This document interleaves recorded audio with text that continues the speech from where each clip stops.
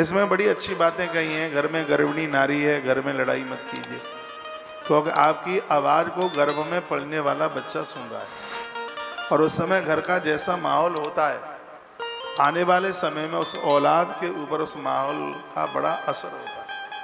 नहीं तो हमने देखा है घरों में, नारी घर में गर्भिणी है, पुत्र वधू है, बहुत कुछ बोला जाता है, उल्टा पुल्टा बोला जाता है, जोर जोर से, और उसको डांट करके बात करेंगे, झगड़े करेंगे, कलह करेंगे। अरे आप और के साथ भी झगड़ा करते हो। इस सब का असर होने वाली संतान के ऊपर होता है। यह ग्रंथ कहता है कि बढ़िया संतान को जन्म देने के लिए आपको अपने घर का वातावरण अच्छा करना होगा। नंबर 1, छत पर ध्वजा लगाइए। नंबर 2, घर के बर्तनों को खाली मत रखिए। नंबर 3, दरवाजे पर पताका, पंच पल्लव की, पंच पल्लव जिसमें 5 पत्ते हों। इन सब चीज़ों का इतना असर होगा कि घर में कोई देवता आकर के जन्म लेगा। गर्भिणी के गर्भ में संतान आई है, 5 पत्ते लो। किसी का की अलाय बलाय, जादू टोना टोटका, ये सब अपना प्रभाव नहीं दिखाएंगे। क्या क्या है उसमें? आम का पत्ता है, पीपल का पत्ता है, उसमें गूलर का पत्ता है, अशोक का पत्ता है, और उसमें बट पेड़ पत्ते को भी लिया जाता है। तो उसमें से फिर एक कम कर दिया जाता है। चाहे उसमें आप आम का कम कर दें या अशोक का कम कर दें। आम का पत्ता गरीबी नहीं आने देता, और अशोक का पत्ता जीवन में दुख नहीं आने देता। पंच पल्लवों की बड़ी महिमा है।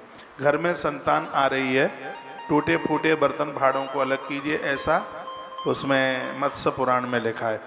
घर में उस नारी के जहाँ वो लेटती है वहाँ पर अच्छी अच्छी चीज़ें रखिए, अच्छे ग्रंथ रखिए, देव प्रतिमाएं लगाइए, कैलेंडर अच्छे लगाइए, उसके कमरे का वातावरण ठीक कीजिए। वर्णन है ये तो हमारे ग्रंथों में, ये उसमें अग्नि पुराण में भी वो दिति के लिए एक अनुष्ठान बताया था महात्मा कश्यप ने, और वो पालन नहीं कर पाई दिति, इसलिए देवता तो नहीं हो पाए, उसके यहाँ राक्षस चल के आ गए, हिरण्याक्ष और हिरण्यकशिपु जैसे। तो अच्छी संतान को जन्म देने की तो तैयारी आपकी है।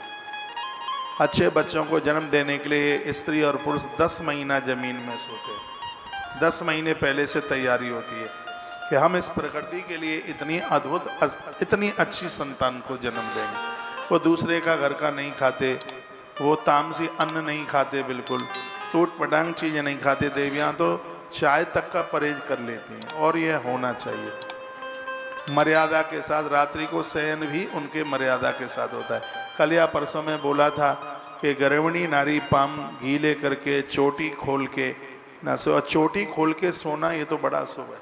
हाँ, वो ठीक नहीं है, चोटी खोल करके और सोना उसे ठीक नहीं माना गया, उसे बिल्कुल बढ़िया माना ही नहीं गया है उसे।